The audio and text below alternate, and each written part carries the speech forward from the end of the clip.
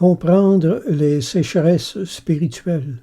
Concernant les jeunes chrétiens, Dieu commence à créer en eux un trésor de souvenirs et d'émotions douces à l'âme. C'est la lune de miel spirituelle. Selon l'Écriture, tu les abreuves au torrent de tes délices. Psaume 36, verset 9. Lorsque Dieu nous supporte par sa grâce, tout va bien évidemment, mais quand elle se met à nous être retirée de temps à autre, nous commençons à connaître des sécheresses qui nous inquiètent un peu. Selon l'Écriture, je disais dans ma sécurité, je ne chancellerai jamais. Éternel, par ta grâce, tu avais affermi ma montagne, mais tu cachas ta face et je fus troublé. Psaume 30, versets 7 et 8.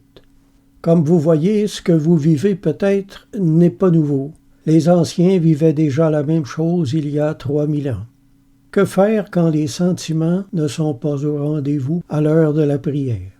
Bien, il faut simplement se souvenir de ce que Dieu a fait dans le passé. Je me souviens de tes merveilles d'autrefois.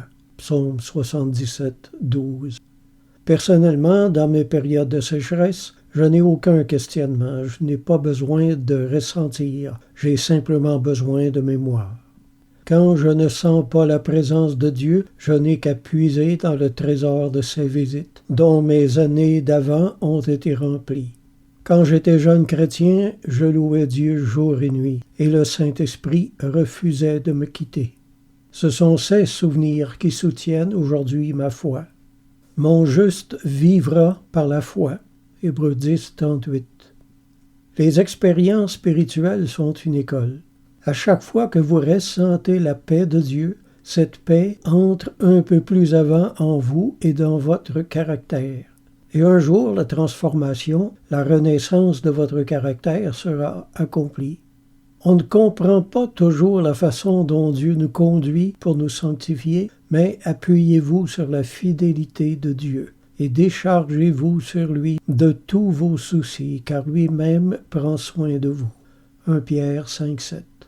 Quand le vent souffle dans nos voiles, il n'y a aucun effort à fournir. Mais quand le vent tombe, il faut apprendre à ramer, mes amis. C'est seulement de cette façon que nous nous fortifierons dans la foi. Faites également des actions de grâce en vous rappelant ce que Dieu a déjà fait pour vous dans le passé. Et marchez par la foi en attendant que Dieu décide de revenir vous bénir. Quelquefois, Dieu s'absente longtemps, mais il revient toujours. Amen.